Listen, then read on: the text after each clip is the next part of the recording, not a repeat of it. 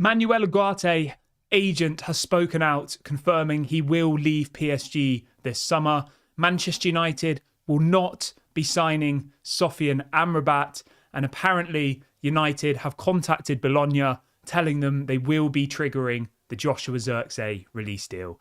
These are some of the stories we will be discussing on this morning's show. But before we get into that, please do me one small favour. Smash a like on today's video. Let's try and see 200 likes on this morning's show. And if this is your first time watching, please do subscribe to the channel. I'm live every single day at 8:30 a.m. and 6 p.m. UK time. And if anything breaks during the day, I do also go live. Only 50% of people who watch these shows are subscribed. It's completely free content. So if you're one of those people who is not currently subscribed, please get involved for all of your latest Daily Red Devil transfer news and talk. Right.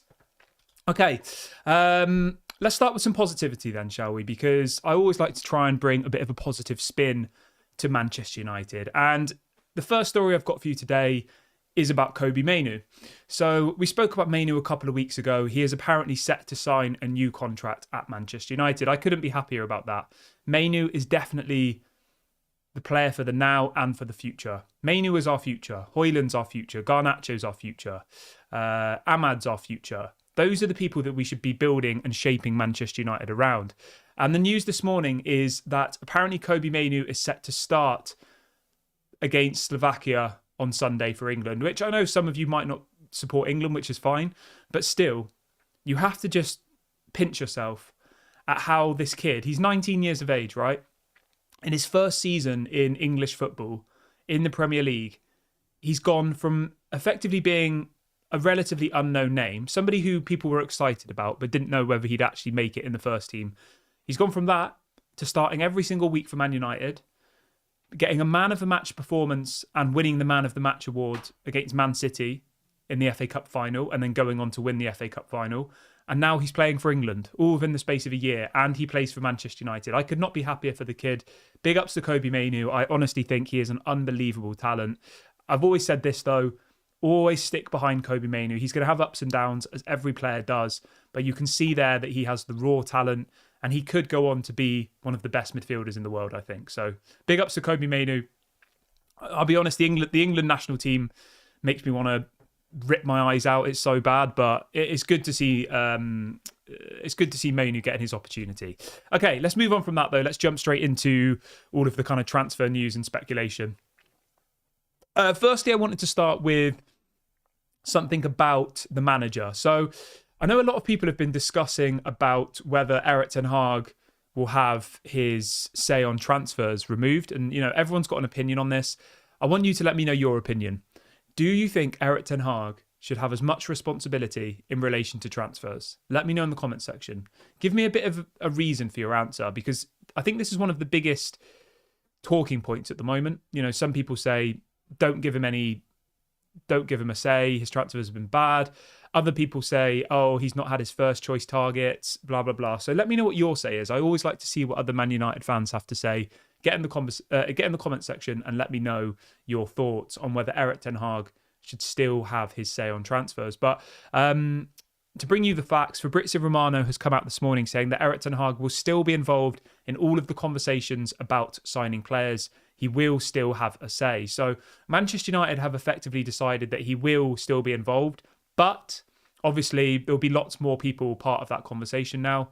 You'll have Dan Ashworth, you'll have Jason Wilcox, you'll have Omar Barada, Sir Dave Brailsford, Jean-Claude Blanc.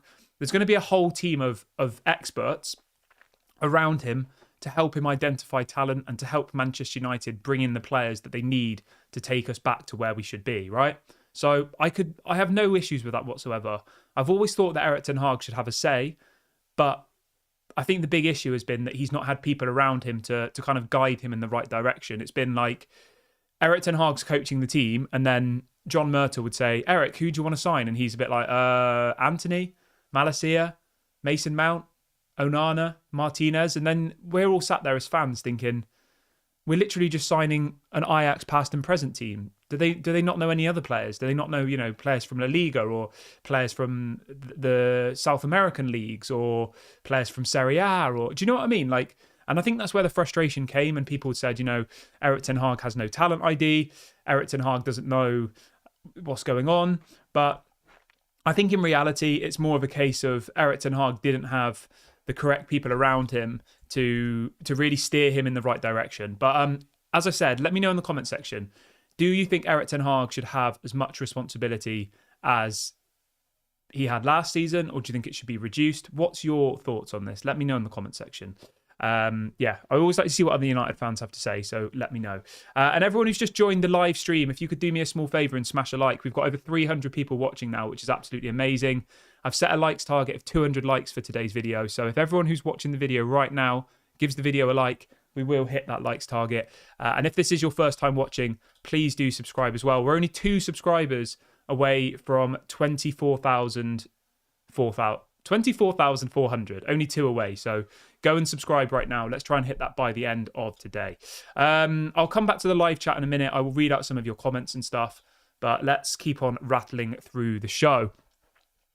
I wanted to talk a little bit about Sofyan Amrabat actually as the next point of topic.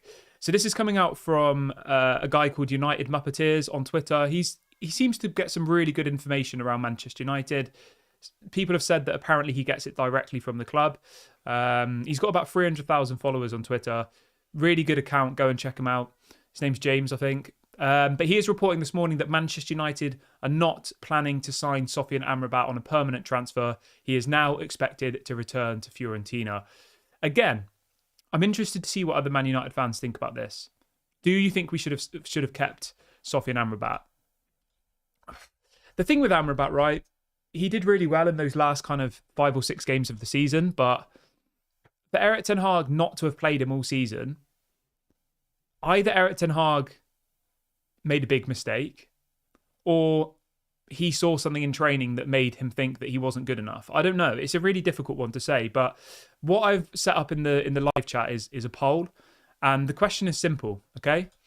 Who should Manchester United sign this summer as the new CDM? You've got 3 options. These are the 3 most likely options. You've got Manuel Ugarte from PSG, who we'll be talking about in a minute. You've got Sofyan Amrabat, who obviously... Sofyan Amrabat, and then the final option is Amadou Onana from Everton. Those are the 3 options, okay?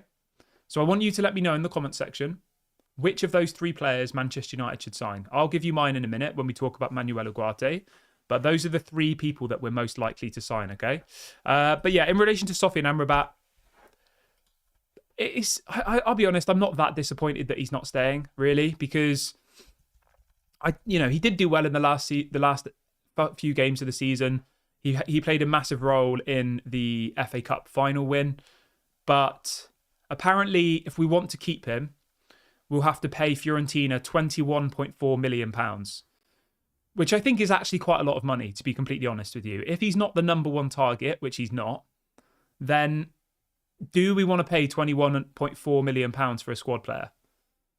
I'm not sure, to be honest. I don't think so, because the thing you've got to remember is, right, McTominay's not going anywhere. He's staying. Eriksen, I think, should go, but I don't think Eriksen will go. I reckon Eriksen will probably stay. Casemiro's probably going to go, okay? Obviously, we've got Kobbie Mainoo, who plays in that position. We've got Mason Mount, who plays in that position. Bruno Fernandes, who plays in that position. We only really need to sign 1 specialist CDM, in my opinion. And I don't think Sofyan Amrabat's the best specialist CDM on the market, realistically.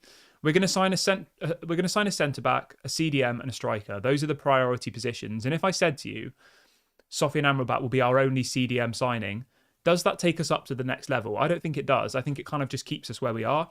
Whereas someone like Manuel Ugarte from PSG takes us to that next level. Someone like Amadou Onana from Everton, I think, takes us to that next level. Whereas I'm not really confident that Sofyan Amrabat, as a first-team starting player, takes us to the next level.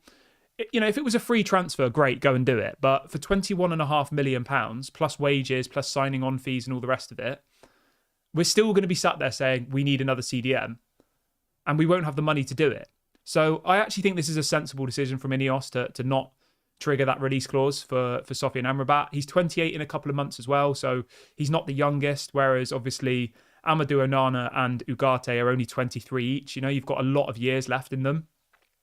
Whereas Sofyan Amrabat, could easily start declining in the next 1 or 2 seasons. You're probably going to have to give him a 5-year contract, which would mean he'd still be here at the age of 33, which again is a red flag.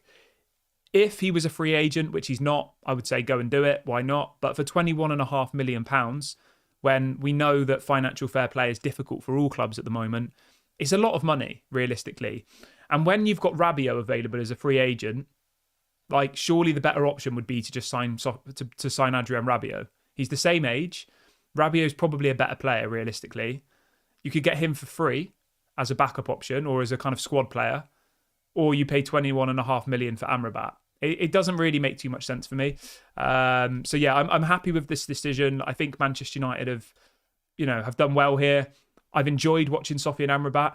I enjoyed talking about him for the whole of last summer. Everybody in this chat kept calling me Sofian Amrabat. It was, we had a bit of a laugh, didn't we? Around the whole Sofian Amrabat signing. I think everyone's expectations for Sofian Amrabat were a lot higher than what we actually ended up with.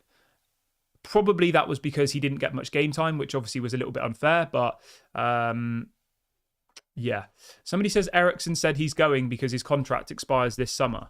Eriksen's got 1 year left of his contract, mate. I don't know where you've got that from. His contract expires in 2025. So, I don't know where you've got that from. Eriksen, I reckon, will probably stay for one more season, realistically.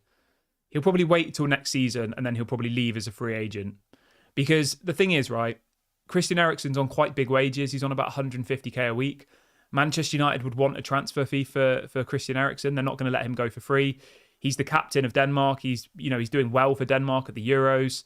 Manchester United wouldn't let him go for free. Why would they do that? Because if they let him go for free, they've got to replace him, and a replacement will cost money. So I think it will be quite difficult to move on Christian Eriksen purely because of that.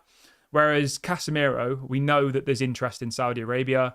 We know that they'll pay 40, 50 million pounds. We know they'll pay his wages. Whereas for Christian Eriksen, the most likely option would be to go back to Ajax. But Ajax would probably only want to give us a couple of million. It's not really worth it, is it? So I have a feeling Christian Eriksen will probably stay. Is that the right decision for us? It's debatable. But I understand Manchester United's logic that, if we let Christian Eriksen go for a really small amount of money, we've got to then replace him with someone else. And replacing him will cost money. So we might effectively shoot ourselves in the foot. Now, maybe there's a world where we let Christian Eriksen go for, 5 million. And then we bring in Adrien Rabiot as a replacement. I would be up for that. I think that would be decent. But again, it all depends on how much the Adrien Rabiot deal is going to cost. The reason we didn't sign him last summer was because of the agent fees, was because of the signing on fee. Although he's a free transfer, apparently his mum was asking for about £10 million to be paid to Rabiot and his family for him to join Manchester United, as well as, 250, 300k a week wages on a 5-year contract. So although he's a free transfer, when you actually look at the whole package over a 5 or 6 year deal, it was probably going to cost Man United 50, 60 million over 5 or 6 years, So I think that's why we steered clear of Adrien Rabiot last summer. And it's easy for us to say, oh, he's a free agent, get rid of Eriksen and bring him in. But Eriksen's already here. We've already paid his signing on fee. We've already, given him all of those things. So yeah, we've got to be quite careful. And I think the key thing for Manchester United this summer is selling players who actually have value. So people like Casemiro, people like Lindelof, people like Wan-Bissaka. Whereas, people like Harry Maguire, 1 year left of his contract on crazy wages, not many clubs are going to go in for him. Christian Eriksen, 1 year left of his contract, 32 years of age on 150k a week. Not many clubs are going to want to pay big money for him. So the key thing that Manchester United need to look at is maximising the value in the players that actually have resale value. Okay? That's what needs to happen. The Jadon Sanchos, the Greenwoods, the Casemiros, the Wan-Bissakas, the Lindelofs. That's where we make our money this summer. But yeah, you can let me know in the comment section. Would you like to see Adrien Rabiot at Manchester United? My ideal situation would be bring in Rabiot and bring in Ugarte. I think that would be really, really clever business. I think it would make a lot of sense, and I hope that's what we do. Okay, let's have a quick look on the chat quickly.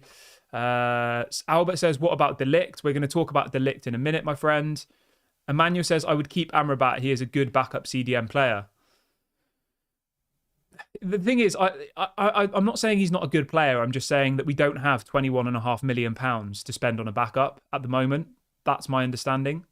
We can buy 3 players. without having to sell anybody. Those 3 players are going to be a centre-back, a CDM and a striker. Any other signings will have to be based on players we sell. So if I was to tell you that Amrabat's going to be the only CDM signing, I don't think that would be very excited, you know?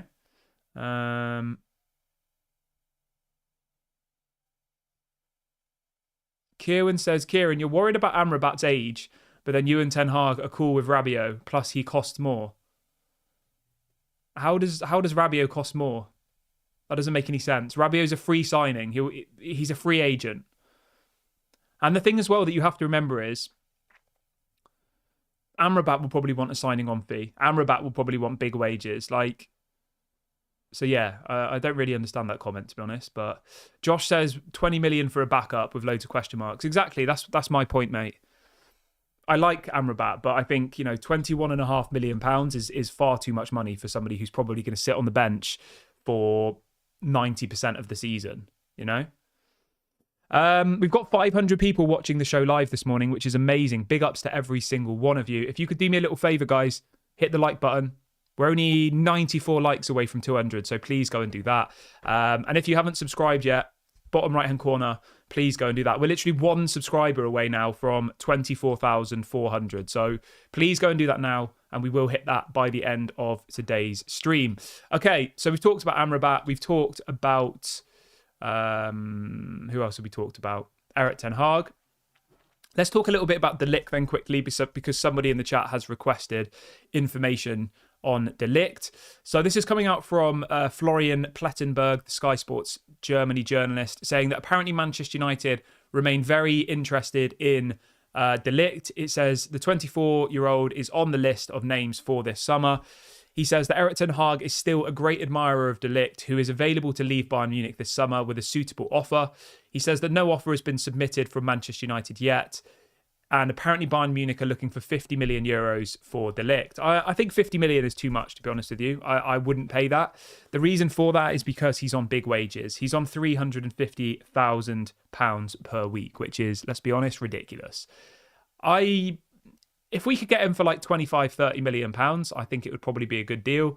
Obviously, he's out of favour at Bayern Munich. He's been dropped for Eric Dyer, which I'll be honest is pretty embarrassing. But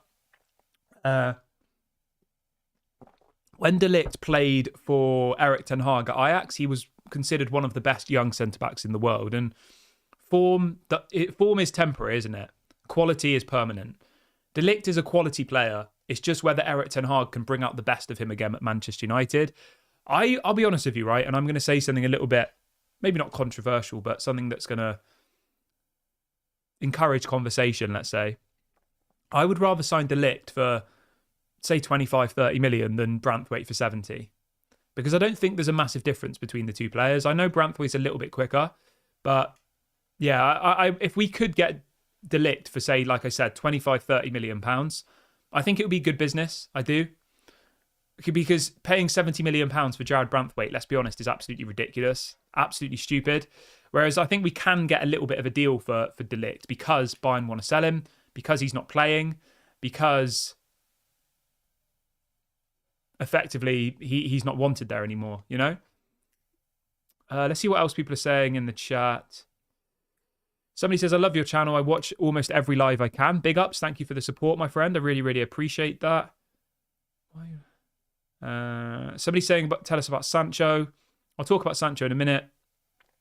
Somebody says being dropped for Dyer is super embarrassing. Dyer isn't even a natural centre-back. Yeah, I know, mate. It is embarrassing, but yeah, obviously that was last season. We don't know what Vincent Kompany's going to do this season, do we? And the other thing as well with De Ligt is he was injured quite a lot last season. But yeah, it'd be interesting to see what you guys think. What would you prefer? Let's do a poll, actually. So the results of the last poll, 81% of people want Manchester United to sign Manuel Ugarte, 12% of you want us to sign Sofian Amrabat, and 7% of you want us to sign Amadou Onana. So I'm going to start a new poll, okay? So the poll is going to be this. It's going to be, what would you rather? Whilst I'm setting this poll up, don't forget to like the video. What would you prefer? So it's going to be Branthwaite for 70 million. And we're going to do De Ligt for 40 million. Anybody who's watching this video back on repeat, you can get involved in the comment section. The question is simple. What would you prefer? You've got two options. You can either go for Jared Branthwaite for £70 million, or you can go for De Ligt for £40 million. Just to give you a bit of context, that's the current asking prices for those two players. So it might be that we could get De Ligt for 30 and we get Branthwaite for 60. But just for argument's sake, I think it makes more sense for me to put the asking prices in the poll. Let me know what you think. Those are our two kind of number one options at the moment. Lots of people in the chat are saying, I don't want either of them. If you don't want either of them, let me know who we should be signing instead. Jean-Claire Todibo doesn't look like it's going to happen. The other option is Mark Gahey from Crystal Palace, who's probably going to cost 60, 70 million anyway. So those are the two options that we're kind of left with at this moment in time. Get involved in the poll. It's just a bit of fun. Just a quick update as well on Ruud van Nistelrooy and Rene Haak. I've probably said his name wrong. I rolled the R, but why not? Let's try it.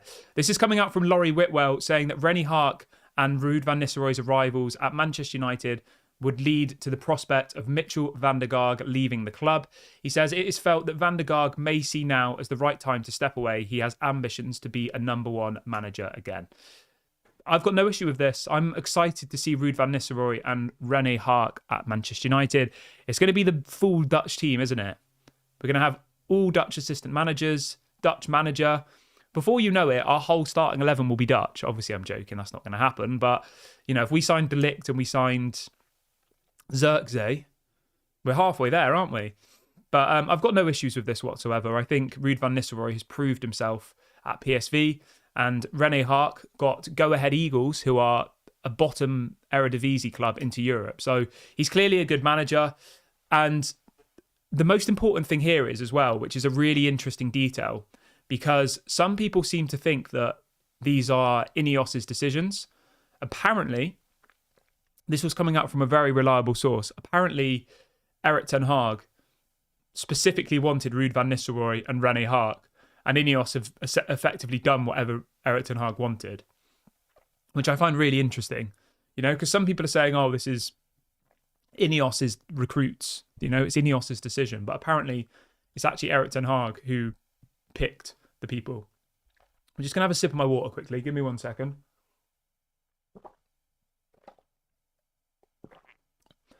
Okay, let's move on to Manuel Ugarte, because obviously everyone's very, very excited about him. It seems like 90% of the fan base want him to come to Manchester United, which is great. And the news this morning, so Manuel Ugarte's agent has been speaking. So this is a direct quote from the agent of Manuel Ugarte, and he says, "It is certain that Manuel will not stay at PSG. He says, I am sure he will leave. I believe the situation will be resolved shortly." So this quote was from the 26th of June. So 2 days ago, his agent says that he will leave PSG and he thinks that the situation will be resolved soon. Now, just to give you a bit of context, apparently Liverpool have entered the race for Manuel Ugarte. They tried to sign him last summer before he moved to PSG, but PSG ended up winning that race. So apparently now it's between Liverpool and Manchester United for the signing of Manuel Ugarte. We've got another story here saying that apparently Manuel Ugarte will leave PSG this summer. Manchester United are currently showing the most interest and are willing to meet PSG's demands. It says Bayern Munich, Borussia Dortmund, Atletico Madrid and Liverpool are also interested in the player. So he's got a lot of clubs interested in him, all right? And I don't want people to think that he's not good enough because PSG don't want him anymore, okay? PSG have got so many different options. So yeah, I'm really excited about Manuel Ugarte. I think he's going to be a quality player. I think he's exactly what we need. So yeah, I couldn't be happier about this one. And I do think that Manchester United will get this deal done. And is there a world now where Marcus Rashford joins PSG? Apparently Manchester United were discussing a potential deal involving Marcus Rashford going to PSG earlier this week. That would be crazy if that happens. That would probably be the biggest transfer of the summer, except for Kylian Mbappe to Real Madrid, which we all knew was going to happen anyway. I know everyone's got an opinion on this, right? And for those of you who are subscribed, you can head over to the community section of our page where I've asked you the question, should Manchester United sell Marcus Rashford this summer? Okay? Over 2,000 people who subscribe to this channel have voted. 82% of people who watch this channel have said that Manchester United should sell Marcus Rashford this summer. That's crazy. I mean, talk about a majority. 82%. And I'll be honest with you, I'm in that same camp. I think we should sell him. My reason for that is because I don't feel like his head's in the right place. I feel like he needs a fresh start. He's a quality player, but I feel like he's become lazy, complacent, doesn't seem interested. And I think that moving to a new club would probably actually be the best for him, for his career, to be honest. He's been dropped by the England squad as well, you know, like that's pretty embarrassing. Anthony Gordon got picked ahead of him. Like, it's a bit embarrassing. And I think for the betterment of Marcus Rashford's career, he should move on personally. But it'd be interesting to see what happens with that one. Obviously, as I said, if you're a subscriber on the channel, you can head over to the community section of the page where you can get involved. And if you're not subscribed, make sure you go and do that now, and make sure you like the video as well. We're literally one subscriber away from 24,400. So my OCD is really annoying me about that. So someone please subscribe so we can hit that next target. Okay, so we've spoke about Manuel Ugarte. Obviously, everybody in the chat's very, very excited about him coming. And the final story for him this morning is that apparently Manchester United are leaning towards Manuel Ugarte over Amadou Onana. Those seem to be the two main options that Manchester United are looking at, but we are putting all of our focus on Manuel Ugarte, which I think is the correct decision. I think as good of a player Amadou Onana is, I think Manuel Ugarte is better, personally, but yeah. Okay, finally on Joshua Zirkzee. So the news this morning is that apparently Manchester United, in the last 24 hours, have informed Bologna that they are set to trigger the release clause of Joshua Zirkzee's contract. It says that the release clause becomes active on the 1st of July, so that's on Monday, but Manchester United have contacted them and said that we are going to trigger the release clause on Monday. Are we allowed to speak to your player to try and agree personal terms before that? They've been granted permission to do that. So between now and Monday, Manchester United will be trying to iron out all of the kind of finite bits of the deal, his wages, what his role will be in the squad, also the the signing on fee and all the rest of it. So yeah, Joshua Zirkzee to Manchester United, unless an absolute disaster happens, i.e. AC Milan re-enter the race, which could happen, I would say that he will become a Manchester United player. I would go as high as 90% now, to be honest with you. But again, crazy things can happen in football, can't they? People hijack deals at the last minute. It is worth noting that apparently Joshua Zirkzee favours a move to AC Milan. That's what was reported a couple of days ago. But we spoke about this on the show the other day. Like, it's kind of fair enough. AC Milan are in the Champions League. AC Milan is very close to Bologna, where he currently plays. He's only just moved to Bologna from Bayern Munich. So I think we just need to not take it personally. You know, Manchester United is still a great club. I'm sure if he comes, he'll play for the badge. He'll do all the things that we want him to do.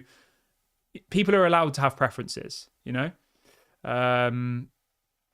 So yeah, we'll wait and see what happens with that one. But effectively, at the moment, it's a one-horse race because AC Milan aren't interested in him anymore because they're not willing to pay the £12 million agent fee that's obviously ridiculous, but that's just part of football now, isn't it? So, yeah. I think our first two signings, if I was to predict, would be Joshua Zirkzee and Manuel Ugarte. I think those will be our first two signings. I don't think we'll go for Jared Branthwaite anymore, to be honest. We might put in another bid, but I just don't think we'll be able to get that one over the line. I think it's going to cost too much money, you know? And I think Manchester United, until we start selling players, are going to really struggle to be able to get the money together in order to pay £70 million for Jared Branthwaite. Like, it's just not realistic. It's completely unrealistic. So, yeah, I would say Joshua Zirkzee and Manuel Ugarte will be, you know, our first two kind of priority signings. But obviously, I'll keep you updated as and when I get more news. Right, I'm going to wrap the video up here, guys. I will be back later on today. My video later on today is going to be a little bit earlier because I'm going away this evening. So I'll be live at 3 o'clock UK time. So make sure you're here for that, 3 p.m. UK time. Please smash a like on the video before you go if you haven't already. Please subscribe to the channel if you are new. Thank you so much for joining me on the show this morning. This has been Daily Red Devil. I'll speak to you all a little bit later on today. Bye for now.